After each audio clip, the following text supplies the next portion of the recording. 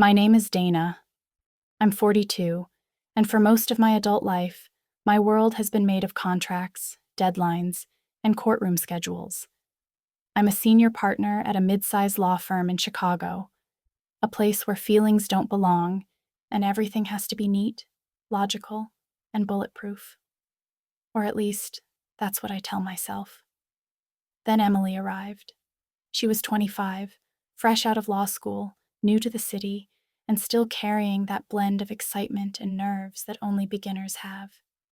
When I first saw her, she was standing in the lobby holding a coffee that was clearly too big for her hand, reading the directory with that quiet focus people get when they want to look like they belong. I told myself it was just curiosity, wanting to know if the new hire would survive our pace. But curiosity shouldn't make your heartbeat skip. The first week, I watched her adjust.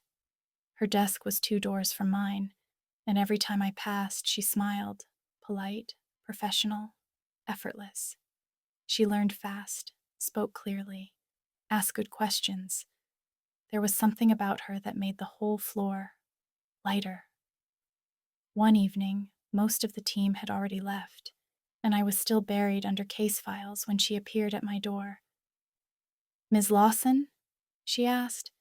"Do you have a minute?" "Call me Dana," I said without looking up. She hesitated, then walked in, holding a file like it was something fragile. We spent the next 30 minutes going over a case brief. She leaned over my desk, her sleeve brushing my arm every now and then. Nothing deliberate, nothing charged, but enough to make me forget the paragraph I was reading. When she finally left, I realized I was still smiling. That hadn't happened in a long time. The next few days blurred into routine, meetings, emails, more deadlines. But I started noticing small things. Her laugh echoing down the hallway, the way she bit her lip when she focused, how she always thanked the interns even when she didn't have to. It wasn't infatuation. Not yet. It was something quieter, something that waited. At the Friday meeting, she caught my eye across the table. It wasn't intentional, but when she smiled, my world tilted, just a little. That night, long after everyone had gone, I stayed in my office pretending to work, wondering when exactly admiration became something more dangerous. 2 weeks later, the long hours stopped feeling like punishment. Maybe it was because Emily was there. We'd been assigned a major case, one that would define the next quarter for the firm. Most nights, the lights stayed on in my office long after everyone else left. Eventually, her light stayed on too. At first, I thought she was just trying to prove herself.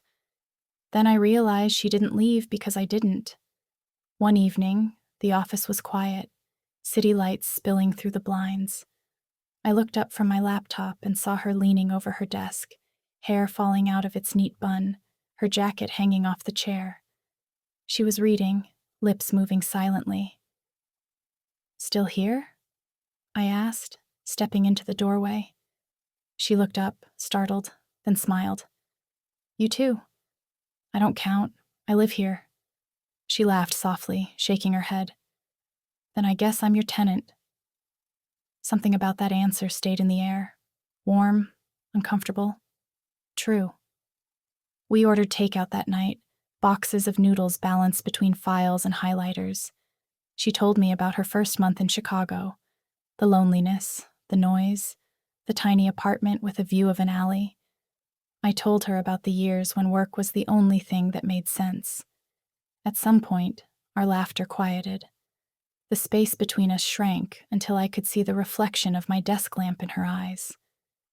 "Can I ask you something?" she said finally. "Anything." "Were you always this calm, even when everything's falling apart?" I wanted to tell her the truth, that calm is just another form of armor. Instead, I said, "You learned to be." She nodded, studying me, like she could see the lie and didn't mind it. When I walked her to the elevator, it was past midnight. The hallway was empty, the city hum softened by glass. She pressed the button, then turned toward me. "Thank you," she said, for not making me feel like I'm just the new girl." "You're not," I said quietly. The elevator chimed. She didn't step in right away. For a second, maybe less, she just looked at me, eyes searching, as if waiting for something neither of us was ready to admit. Then she smiled, small and real. "Good night, Dana." The doors closed, and her reflection disappeared in the mirrored steel. I stood there longer than I should have, wondering why my heart still hadn't learned the difference between danger and desire.